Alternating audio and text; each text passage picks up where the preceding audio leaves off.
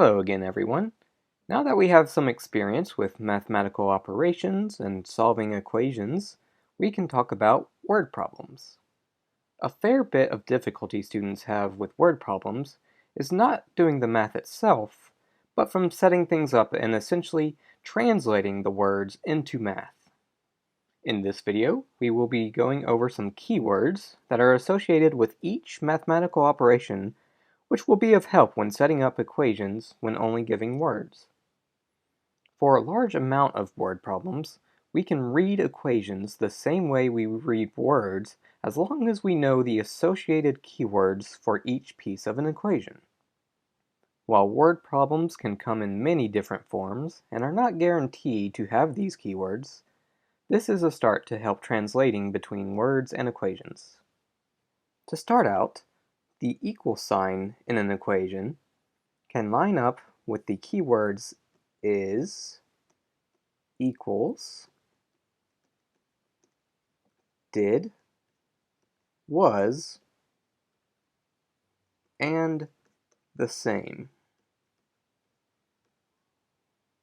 We will see how this works more when we start talking about more examples, but anytime you see something like the radius is 3, you can see how the equal to sign here is interchangeable with the word is.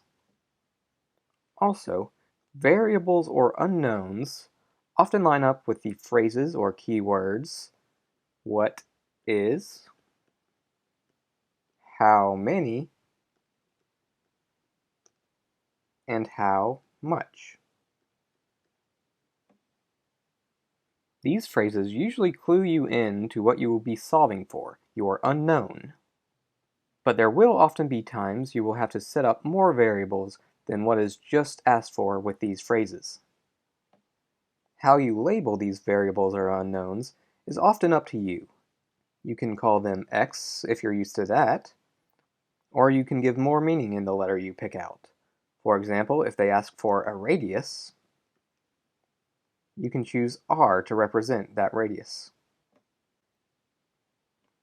Next, for addition, the relevant keywords include more than, some, larger or longer, and faster. Let's consider an example. One length of wire is 9 inches. A second wire is 16 inches. A third wire is 5 inches longer than the sum of the first and second. What is the length of the third wire? Let's break this down. The first length of wire is 9 inches. So that first wire is or equals 9 inches. A second wire is 16 inches. So the second is or equals 16 inches. A third wire is 5 inches longer than the sum of the first and second. What is the length of the third wire? So we see that what is indicates our unknown is the third wire. And from the keywords, we're going to have to be doing some addition. 5 inches longer than something indicates to add 5 to that something. And what are we adding it to? The sum of the first and second. So the sum is what we are adding the 5 inches to. But what is the sum of the first and second? That's another keyword for addition, and what we are adding here is the first and second, the sum of the first and second.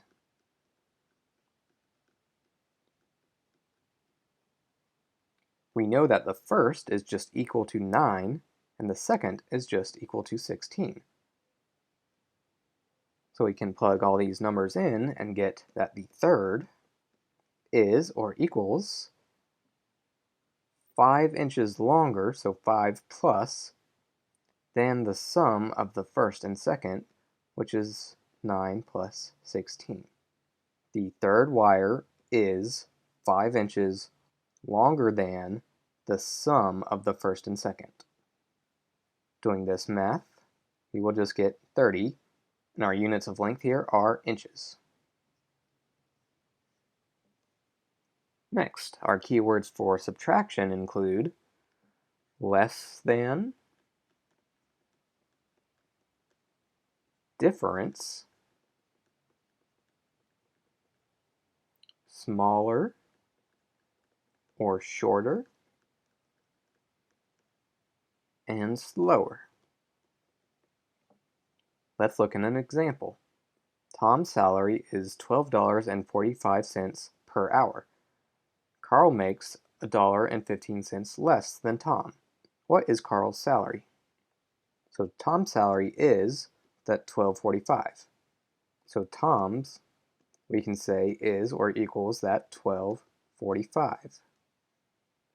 What is Carl's salary? That's what we're looking for. We can relate it to Tom's by seeing that Carl makes $1.15 less than Tom. Unlike with addition, we have to be a little more careful on where we put the minus sign here. Carl's salary is going to be some amount less than Tom's, so we need to take Tom's salary and subtract however much less than that we are. And we are going to subtract that $1.15. We know Tom's salary is that $12.45.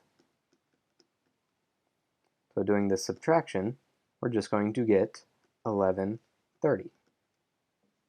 Carl's salary is $11.30 an hour.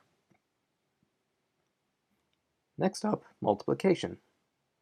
Some keywords for multiplication are twice, some number times, like 2 times or 3 times, product, and each or per. For an example here, Sally makes $15 each hour. How much would she make from working 20 hours? So our keyword here for multiplication is each hour. And she makes that $15 each hour. And we are interested in how much she would make from working 20. If she makes $15 each hour, we want to multiply by the number of hours to get her total. So how much she makes in this case will be that $15 she makes each hour times the 20 hours she works, and that will give us $300. So that's $300 she has made. Finally, let's look at division. Keywords for division include split, half, third,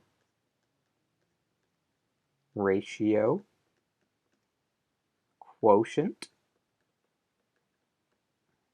equal groups, and each or per.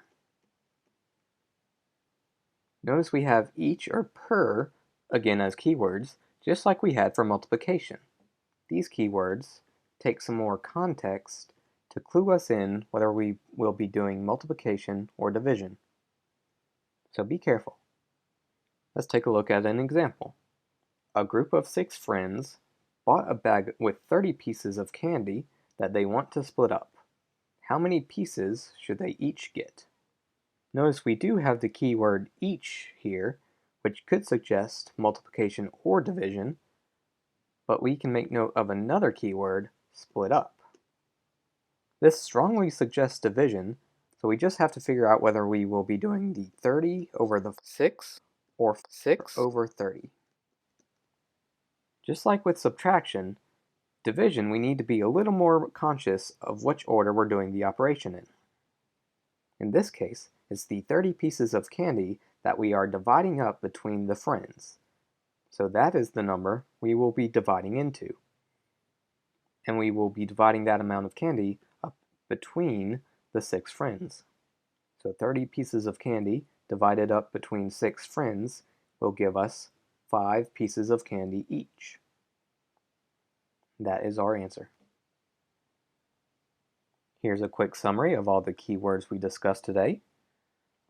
Once again, these keywords might not always appear or be obvious, and can be combined in complex ways. But this should lay some foundation that we will build on next time with some word problem strategies and some more in-depth examples. Until then.